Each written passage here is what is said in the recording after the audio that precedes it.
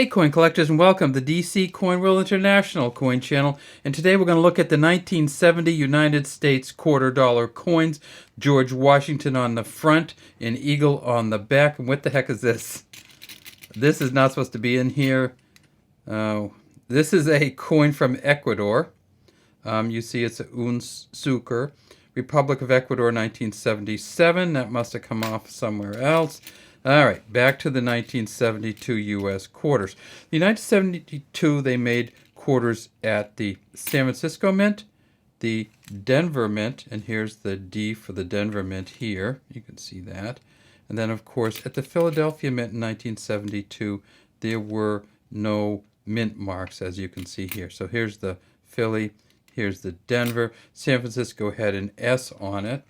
Now, one of our other videos, we were talking a little bit about how coins weigh and whether a quarter dollar weighed 1/4 of a US dollar.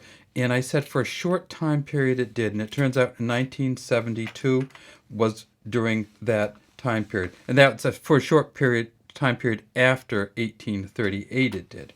So let's take a look at these. Let's get 4 of these.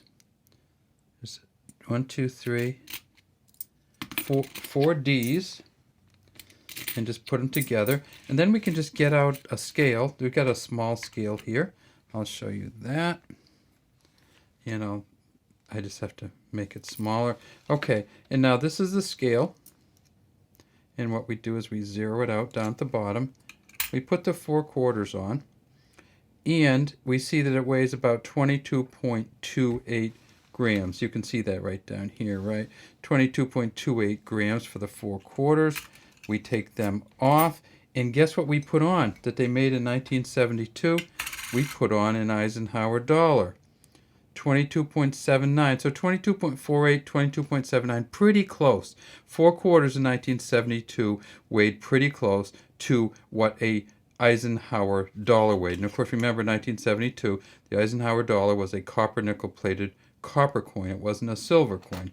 Well, what about dimes then? What if we take 10 dimes from 1972? You can see this one on top. And of course the dime, when we do the mint mark on the dime, it's way up in there. That's a D also. So we got 10 of these, and what do 10 of these weigh? 22.14. So we're all in the 22 gram range for the 4 quarters, the dollar, and the dimes. Now let's not go overboard and try to do the nickels, because the nickels are made out of nickel, and that's a very heavy element. And we're not going to take 20 nickels and put them on here, because we already know that it's not going to be anywhere close. And we're not going to take 50 pennies, and because we know that that's not going to be anywhere close. Well, the question is, should we take 2 half dollars? Well, let's see what 1 half dollar weighs. Let's get that scale back out and see. We got a little time, right? All right, so here we go. 1 half dollar weighs. So the Kennedy halves did weigh 1 half of what the Eisenhower dollar weighed. So the halves are in it, the quarters are in it, the dimes are in it, and the Eisenhower dollars are in it. But the rest of the 1972 coins, and of course the dollar bill is not part of it. All right. So let's take a look at this. It's George Washington. He's on the front. It says Liberty over his head, and God we trust under his chin. The mint mark would be behind him back here. This is supposed to be a D. It's just a little smush. It says 1972. If we tip it up, we see that it is a copper nickel clad copper. And we can actually see a lot of the copper come through on this one, can't we? It comes all the way to the front almost. That's just a worn coin.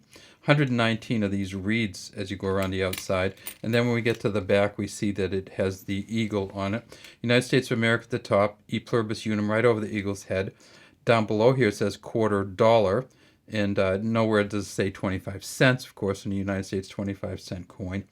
And the eagle is holding a sheaf of arrows. This is a feather end. This is the arrow pointed end over a olive wreath.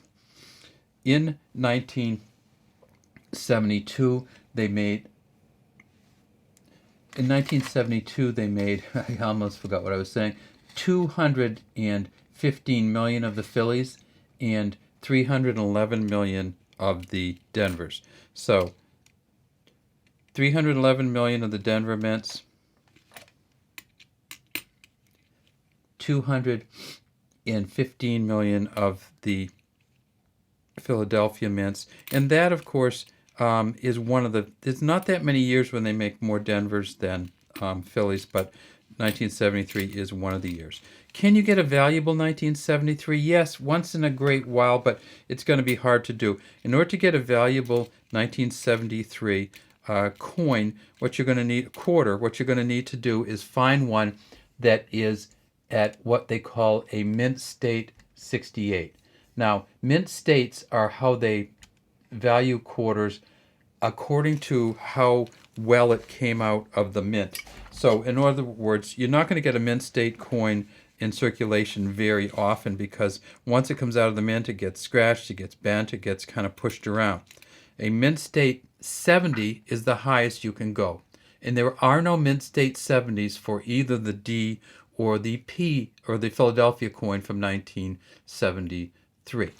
No mint state 70s at all. From 72, I'm sorry. That's what we're looking at.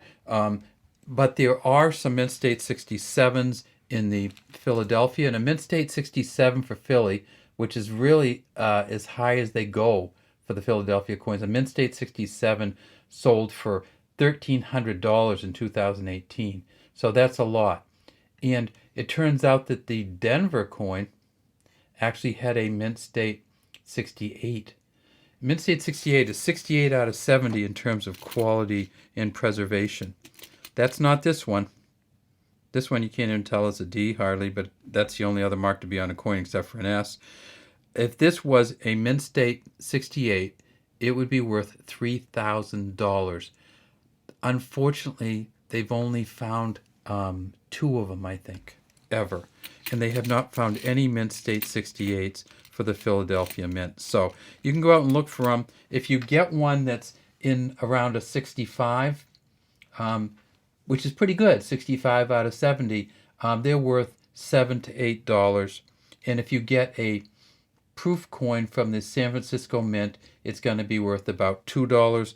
Why only $2? Well, because in 1972 they didn't have the silver proof mint sets out, so the proof coin from the San Francisco Mint with the S on it's only worth a couple dollars. All right, well that's all we have today from DC Coinwell International Coin Channel. We'd love to have you subscribe to our channel and leave any comments you might have in the comments section.